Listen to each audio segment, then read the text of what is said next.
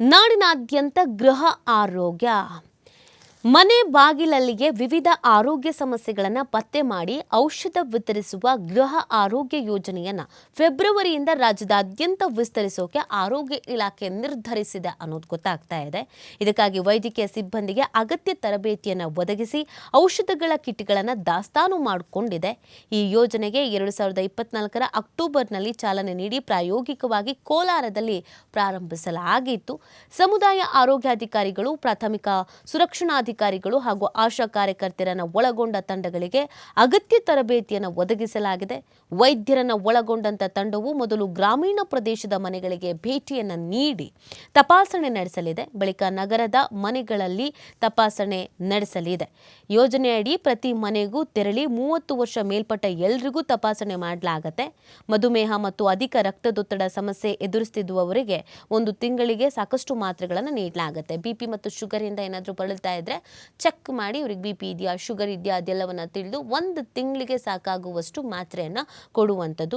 ಈ ಔಷಧವನ್ನು ಪ್ರತಿ ತಿಂಗಳು ಪರಿಶೀಲಿಸಿ ಮುಂದುವರಿಕೆಗೆ ಅಗತ್ಯ ಇರುವ ಮಾತ್ರೆಗಳನ್ನು ಒದಗಿಸಲಾಗುತ್ತೆ ಅಂತ ಹೇಳಲಾಗ್ತಾ ಇದೆ.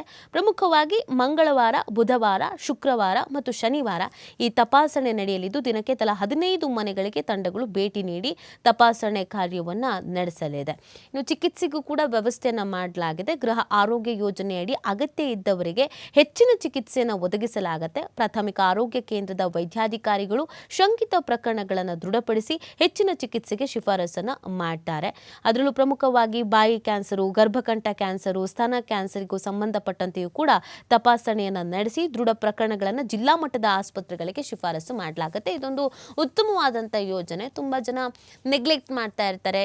ನಮ್ಗೆ ಯಾವ ಸಮಸ್ಯೆ ಇದೆ, ಆರೋಗ್ಯ ಎಲ್ಲ ಚೆನ್ನಾಗೇ ಇದೆ ಅಂತ ಒಂದು ಜನರಲ್ ಚೆಕಪ್ ಅನ್ನೋದಕ್ಕೂ ಕೂಡ ಹೋಗ್ತಾ ಇರಲ್ಲ.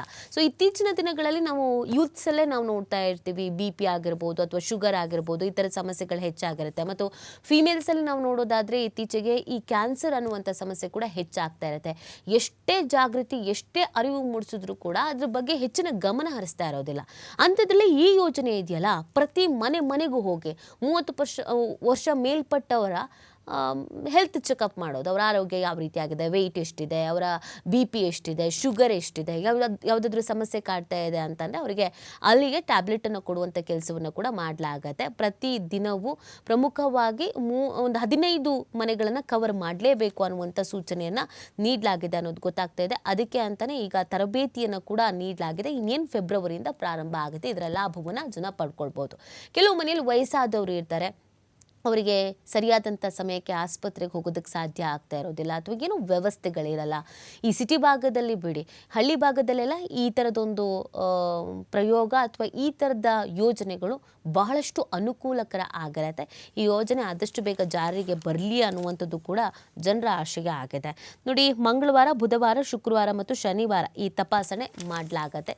ಪ್ರತಿ ವಾರವೂ ಈ ವಾರಗಳಲ್ಲಿ ನಿಮ್ಮ ಮನೆಗೆ ಬಂದು ನಿಮ್ಮ ಆರೋಗ್ಯ ಯಾವ ರೀತಿ ಆಗಿದೆ, ನಿಮ್ಮ ಹೆಲ್ತ್ ಹೇಗಿದೆ, ಅದಕ್ಕೆ ಯಾವ ಟ್ರೀಟ್ಮೆಂಟ್ ಶುರು ಮಾಡಬೇಕಾಗಿದೆ, ಇದೆಲ್ಲವನ್ನು ಕೂಡ ಚೆಕ್ ಮಾಡಿ ವರದಿಯನ್ನು ಕೊಡ್ತಾರೆ. ಮತ್ತು ಮುಂದಿನ ತಿಂಗಳು ಕೂಡ ಬಂದು ಮಾತ್ರೆಯನ್ನು ತೆಗೆದುಕೊಂಡಿದ್ದಕ್ಕೆ ನಾರ್ಮಲ್ ಆಗಿದೆಯಾ, ಬೇರೆ ಮಾತ್ರೆ ಕೊಡಬೇಕಾ ಅಥವಾ ಸ್ಟಾಪ್ ಮಾಡಬೇಕಾ, ಅದ್ರ ಬಗ್ಗೆಯೂ ಕೂಡ ಚೆಕ್ ಮಾಡ್ತಾರೆ. ಸೀರಿಯಸ್ ಆದಂಥ ಇಶ್ಯೂಸ್ ಇದ್ದರೆ, ಈಗ ಕ್ಯಾನ್ಸರು ಈ ಥರದ್ದು ಏನಾದರೂ ಸಿಂಪ್ಟಮ್ಸ್ ಕಾಣಿಸ್ತು ಅಂತ ಅಂದರೆ ಅದನ್ನು ಹೆಚ್ಚಿನ ರೀತಿಯಾದಂಥ ಚಿಕಿತ್ಸೆಗೆ ಒಳಪಡಿಸಬೇಕಾಗತ್ತೆ. ಆ ಪ್ರಕರಣಗಳನ್ನು ಜಿಲ್ಲಾ ಮಟ್ಟದ ಆಸ್ಪತ್ರೆಗಳಿಗೆ ಟೇಕ್ ಓವರ್ ಮಾಡೋದಕ್ಕೆ ಸೂಚನೆಯನ್ನು ನೀಡಲಾಗತ್ತೆ ಅಂತ. ಆದಷ್ಟು ಬೇಗ ಈ ಯೋಜನೆ ಬರಲಿ ಅನ್ನೋದು ಕೂಡ ಜನರ ಆಶಯ ಆಗಿದೆ.